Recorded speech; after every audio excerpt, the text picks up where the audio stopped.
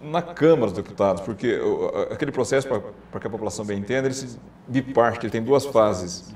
Uma primeira fase na Câmara dos Deputados, que é a fase autorizativa, isto é, a Câmara autoriza ou não autoriza a formação do processo contra o Presidente da República.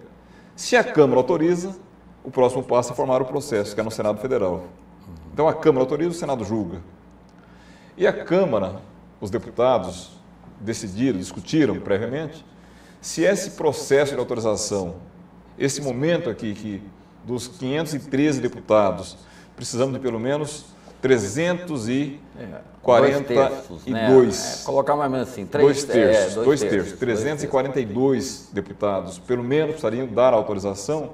Se esses deputados vão fazê-lo secretamente, ou seja, vão votar na urna eletrônica ou num painel mesmo, mas não vai aparecer o nome, apareceria só o resultado, ou se ele vai ter que dizer duas situações. Eu vou votar aqui, vai aparecer meu nome no painel, ou se o voto é nominal e público. E a Câmara tomou essa decisão muito mais política do que jurídica, porque eu não vejo razão para dar a um Presidente da República um tratamento diferente do tratamento que foi dado a deputados, que é dado a deputados. O que nós aprendemos é chamada uma regra de analogia. Na falta de uma norma específica, aplica-se uma norma semelhante.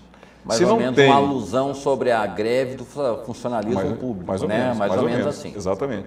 Se nós não temos na Constituição, se não tem nas leis do Brasil a previsão de julgamento, da forma de julgamento, se é público ou se é secreto, não tem para o Presidente da República, onde é que tem? Tem para o deputado? Então vamos aplicar o deputado, aplicar o senador. O lógico seria isso. Mas Collor estava tão desgastado e a população tinha gastado tanta tinta amarela e verde já na cara, andando pela rua por aí, que a população queria caçar o Collor de qualquer forma. Então os deputados não tinham coragem de enfrentar isso.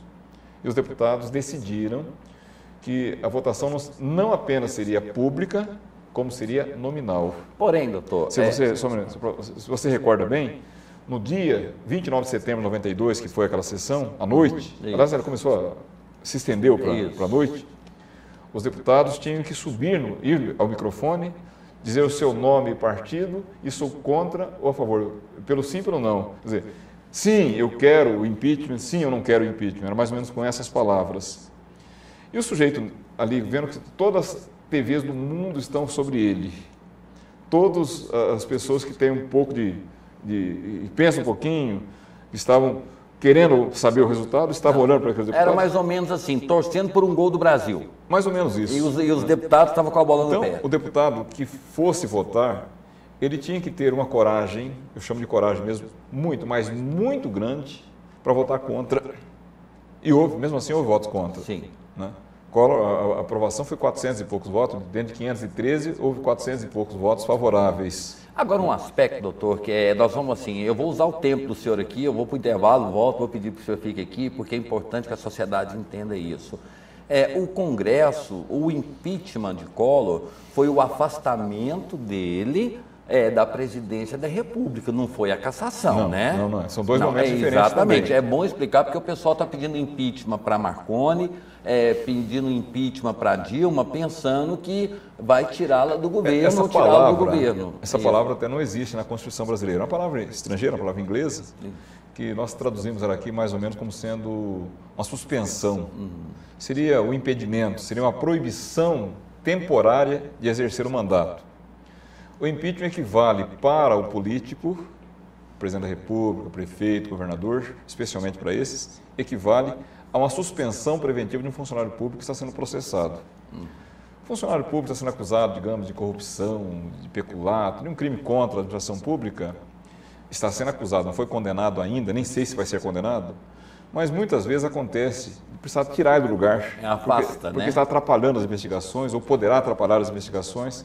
Então se suspende, tira o funcionário do lugar, suspende, ele vai para casa. Essa suspensão não seria uma pena, a pena vem depois da condenação, é uma medida preventiva. Então essa suspensão não interfere na contagem de tempo de serviço, não interfere nos direitos funcionais, não interfere no seu salário, ele continua recebendo salário normalmente.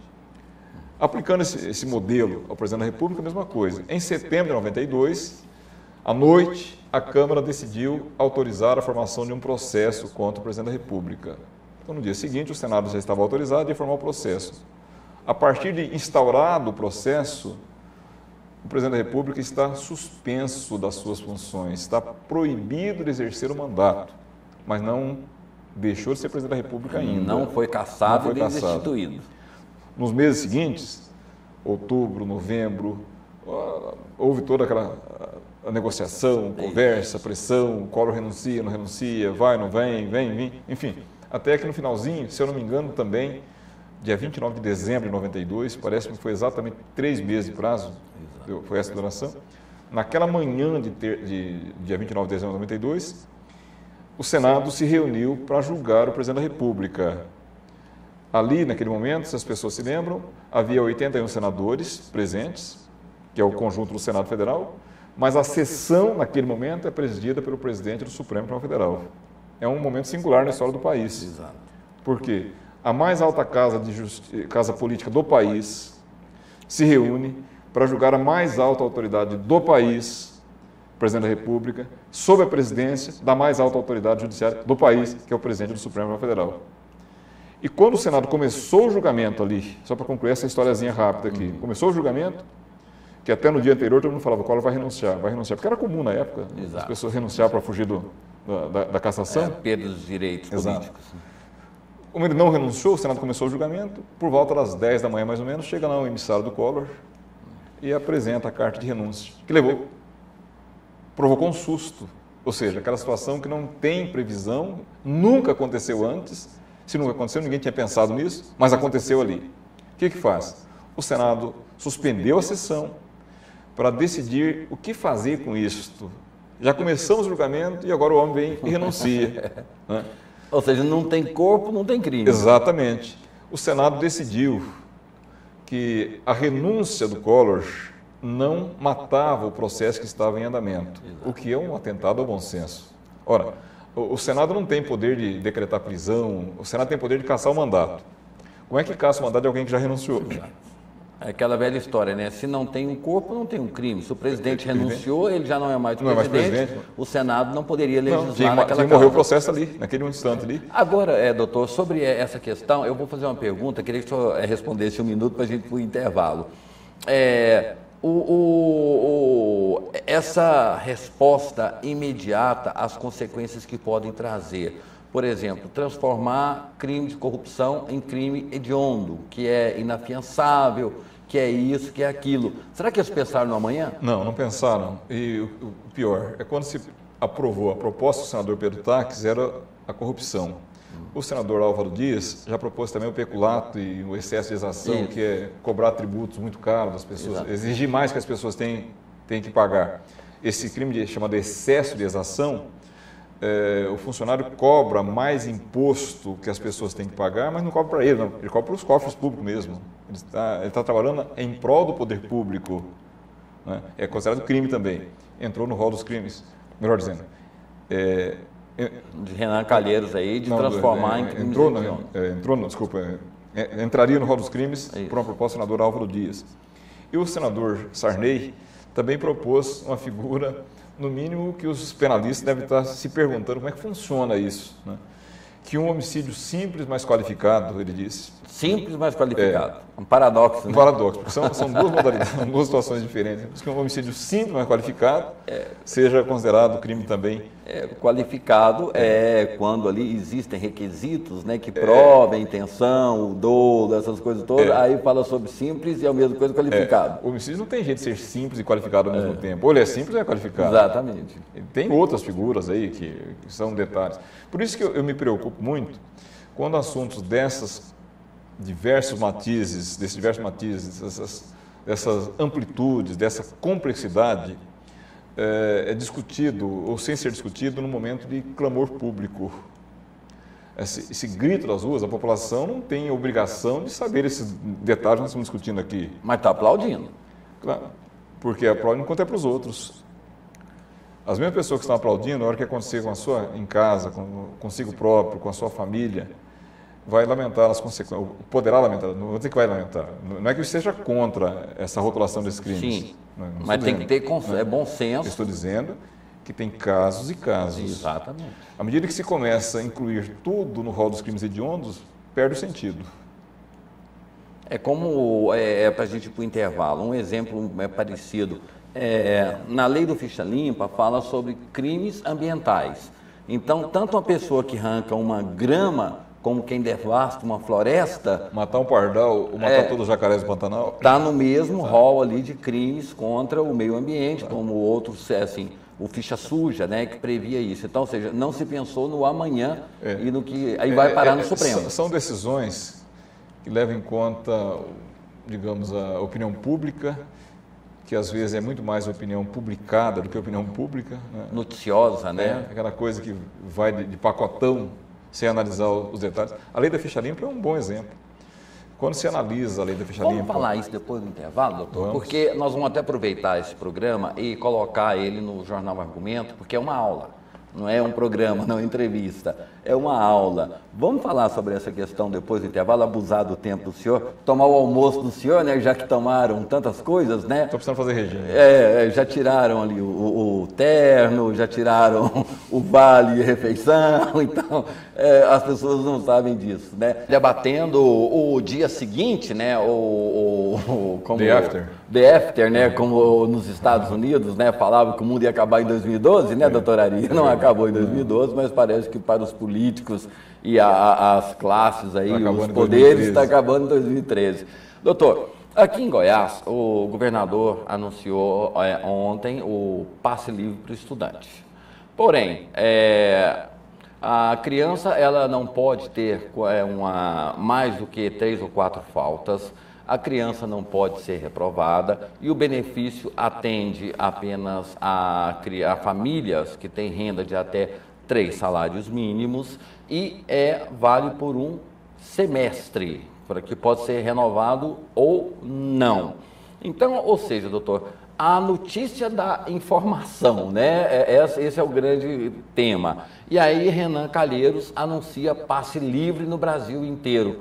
Como é que o senhor vê essas situações de todo mundo agora querendo ser bonzinho? Demagogia irresponsável, primeiramente, especialmente a do senador Renan Calheiros.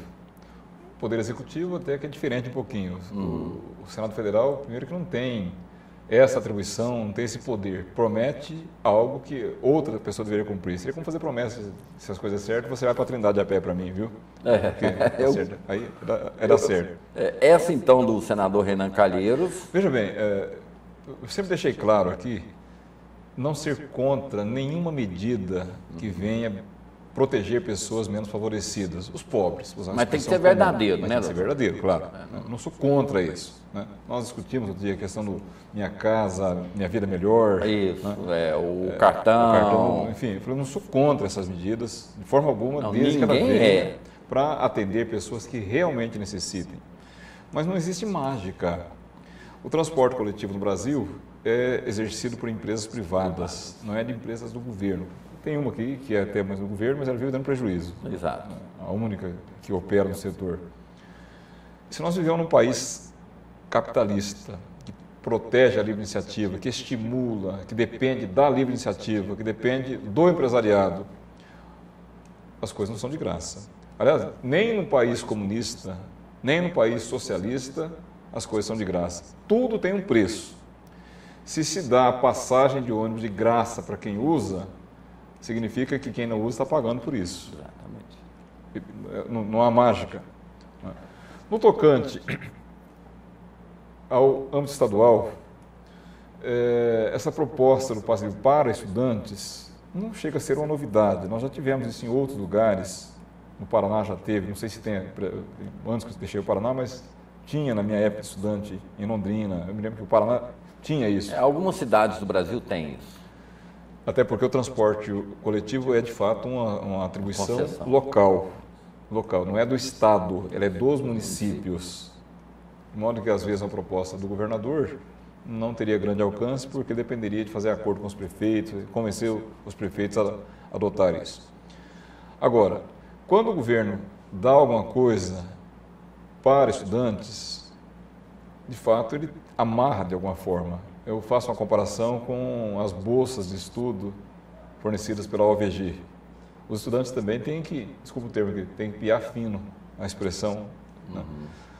Não é que não pode ter falta.